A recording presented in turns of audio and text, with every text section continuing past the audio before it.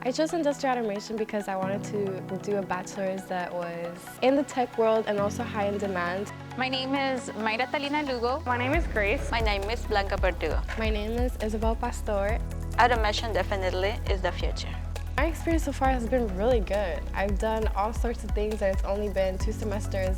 I like everything about the program. I never imagined in my life moving one arm of the robot. My education experience here at BC has been really fun. We do a lot of hands-on training. It's not only you're learning it on paper, you're also applying it to real life. What I like about the program is I like that they do have this new building that has a lot of opportunities for us.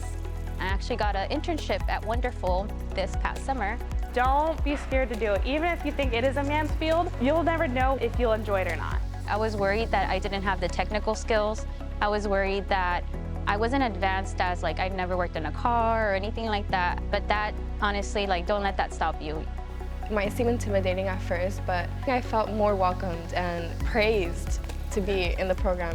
They don't need any experience to get into the program. You're gonna learn everything here in the school. Try this field. Definitely, they should try this field. It's amazing.